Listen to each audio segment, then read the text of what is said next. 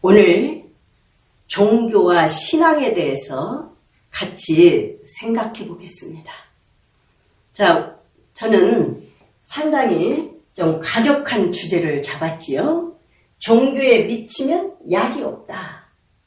저는 마르코복음 7장 1절에서 23절 말씀을 여러분과 함께 듣는다면 그렇게 과격하지도 않아요. 어쩌면 벌써 2000년 전에 예수님은 이렇게 보셨을까?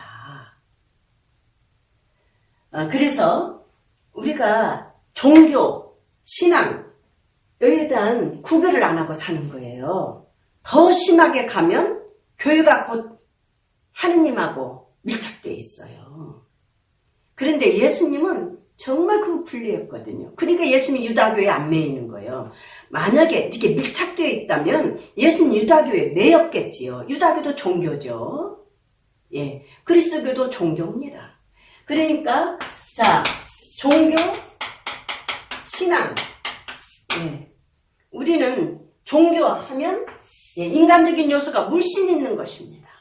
신앙은 본질입니다. 우리의 본질. 뭡니까? 예수를 통과한 하느님, 이게 우리에게 신앙입니다. 근데 이 신앙을 위해서 우리 인간들은 신이 아니고 무슨 세계에 우리가 둥둥 떠 사는 거 아니거든요. 인간의 집단입니다. 그러니까 건물도 있어야 됩니다. 이 종교 한번 나열해 봅니다. 건물도 있어야 됩니다. 모임도 있어야 됩니다. 전례도 있어야 됩니다. 경전도 있어야 됩니다. 지도자도 있어야 됩니다. 법도 있어야 됩니다. 이런 제도를 필요로 합니다. 또 법은 제도에서 큰 이치를 차지하지만요. 하나의 사회성을 지니죠. 여러 사람이 모이면. 그러자면 이런 것들이 따라 붙어요. 근데 그것을 절대화시켜버리고 신앙과 구분하지 않으면 이건 좀 이상하게 되는 겁니다. 그래서 그 신앙의 자리를 이게 차지해버려요. 그렇게 되면 성직자도 하느님이 돼버리고 또 뭔가 숙명을 요구하고 그게 아니에요. 여기는 모두 인간의 단체이면서도 하느님을 바라보는 특징이 있는 것입니다. 그래서 항상 예수 하느님이 잘 되도록 여기는 회개하는 장소지 절대적이지 않습니다. 그런데 절대화시키고 마치 신앙화시켜서 이제 하느님을 등에 업어버려요. 그러면 정말 야지 없습니다. 세상도 통하지 않는 이상한 행위를 하게 되는 거예요. 예. 그러니까 우리가 우리 예수 하느님은 세상을 분리하거나 세상을 폄하하거나 무시하지 않습니다. 세상의 가치 참 좋습니다. 이게 세상이라고 하면 우리가 어렸을 때부터 교육하고 양성된 가치가 있습니다. 여기에서 우리는 예수 하느님을 하나 더해서 뭔가 더 큰 가치로 나간다 생각하는 거지 이게 무시되거나 불통하는 세계가 아닙니다. 약이 없다고 할 때는 불통하는 세계가 돼버려요. 왜냐하면 세상은 변화됩니다. 계속 발전하고. 근데 옛날 몇백 년 전거 가지고 와가지고 하느님이다 하면서 이게 불통하죠. 이게. 그리고 하느님은 아름다운 세상을 창조했지 하느님이 만든 세상입니다. 심지어 우리 죽음 이후에 펼쳐지는 세상까지도 하느님의 창조 사업에 들어가는 것입니다. 그래서 저는 그러니까 어떤 사람들은 종교인이라고 하면 저 사람들은 안 통하는 사람이야. 우리들이 잘못해서 그런 거죠. 이렇게 약이 없는 거예요. 이거는 교육대로 인정하면서 여기 와서는 딱 부딪혀가지고 그래서 우리는 같이 이 단체입니다. 시대마다 변해야 됩니다. 이 불변의 요소가 아닙니다. 그 시대마다 그때는 필요했어. 한 300년 전, 500년, 1000년 전에 이게 필요했어요. 근데 지금은 아니면 바꿔야 되는 것입니다. 앞으로 지금 우리도 이 컴퓨터나 인터넷을 통해서 복음을 전했지만 이 문화에 속하니까 그런 거예요. 그래서 시대마다 요구사항이 있는 것이고 변화되면 언어도 변합니다. 그래서 아주 근본주의 속체가 강해요. 마치 그것이 무슨 하느님인 양. 그래서, 자, 전통. 무조건 나쁘지 않습니다. 몇백 년 쌓인 전통. 전통 안에 전하려는 의도를 이 세상에 가져와야지, 이런 외적인 이런 것들을 그대로 지키는 데 있지 않다, 이것입니다. 그래서 전통의 의미, 비판해야 됩니다.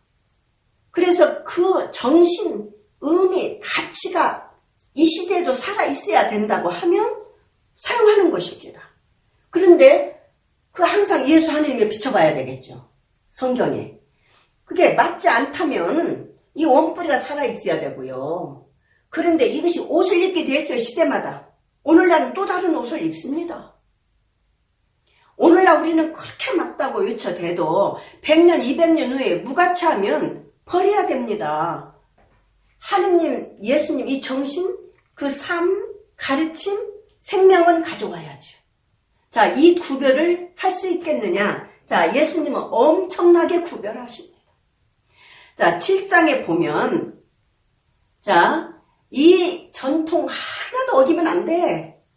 이 바리사 율사 꽉 막혔거든요. 오늘날 우리도 꽉 막혀서요, 약이 없다는 말을 들을 정도입니다. 예. 자, 이들은 막 전통 하나 어기면 우리 구원을 잃어버린다 생각했어요. 자, 1절에서 5절을 보면 기가 찬 거예요. 예. 그래서 예수님은 전통을 따르지 않았습니다. 손도 안 씻습니다. 그릇 씻는 것도 목기 씻는 것 다르고 사기 씻는 것 다르고, 그런 것이 열심히 하면, 그리고 율법을 열심히 지키면, 자, 여기에 법이 중요하다고 그랬습니다. 그러면 하느님이 구원한다 생각해. 그렇지 않으면 죄짓고 하느님 심판받는다 생각했던, 예수님 거기 따라가지 않았습니다. 쓸데없는 형식이거든요. 전통이고. 그래서 5절에 보면, 어째서 선생님의 제자들은 조상들의 전통을 따르지 않고 더러운 손으로 음식을 먹습니까? 예수님은 이게 더럽다고 생각 안 한 거예요. 하느님 앞에 불결하고 더럽다 생각한 거예요. 예수님은 여기에 합류하지 않았습니다. 그러면 당연히 예수님이 욕먹고 이런 것 쌓여가지고 예수님 다음에는 결국은 죽게 되는 거예요. 그런데 그게 하느님하고 맞바꿀 수가 없었던 거예요. 예수님은 따르지 않았습니다. 예, 자, 예수님 뭐라고 하냐면, 사람의 규정을 하느님의 뜻인 양 교리로 가르친다. 교리는 하느님 말씀입니다. 원래 이런 것이 교리로 지금 자리 잡은 것이 너무 많거든요. 예수님이 이미 비판했습니다. 그리고 헛되이 섬긴다고 하느님을, 구약 말씀에서 아주 적중하는 말씀을 하는 거예요. 예수님 너무 멋있지 않아요? 아니, 이런 예수님 여러분 생각해 봤습니까? 예, 반짝반짝 하느님을 내놨어요. 다 눈이 멀었습니다. 다 요렇게 고무돼 가지고, 너희는 하느님의 계명을 버리고 사람의 전통, 이게 사람이 만든 전통들이 수백 년 쌓입니다. 그래서 저는 오늘, 자, 23절까지 여러분들이 보시면, 자, 또 9절을 중간중간 또 연결 짓습니다. 너희는 너희의 전통을 고수하려고 하느님의 계명을 잘도 저버린다. 하느님의 본 계명 뜻을 쉽게 버리는 거예요. 여기에 눈이 멀어서, 아, 예수님 오늘날 우리에게도 이렇게 다가오지 않겠습니까? 그래서 종교와 신앙을 구분할 수 있을까요? 그러면 무너지나요, 여러분? 내 신앙이 무너지나요? 우리 예수님 부르잖아요. 예수님이 이렇게 깨어가 있어서 하나님 뜻을 본격적으로 제시했는데도 또 여기에 눈이 멀어가지고 이 교리로, 사람이 만든 교리로, 예. 그래서 자, 다시 13절입니다. 너희가 전하는 전통으로 하느님의 말씀을 폐기한다.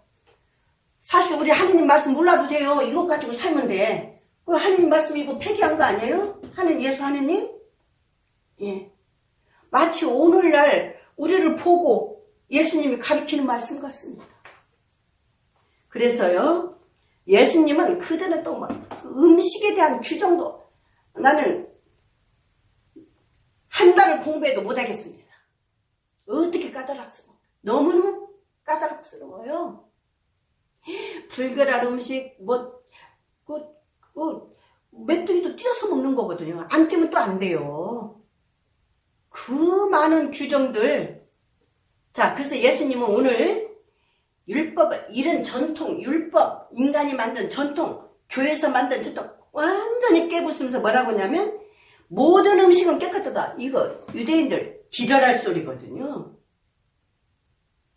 그래서 여러분들이 20절까지 한번 보십시오. 23절까지만 중간중간 제가 지금 안내하면서 여러분들이 이해하도록 한번 나눴습니다. 그래서 자, 우리는 하느님 말씀을 예수님은 폐기한 게 아니다. 본 뜻을 이걸 살린 것입니다. 그래서요, 예수는 여기에 양보하지 않았습니다.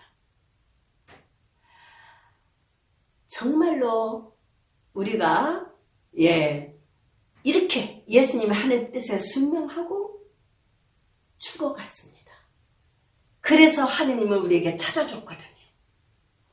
또다시 우리가 그 예수님을 따른다고 하면서 또다시 눈이 멀고 이렇게 말씀 없이 그냥 살아도 돼. 가르치는 대로. 이게 하느님으로 둔갑하지는 않았는지 생각해 볼 일이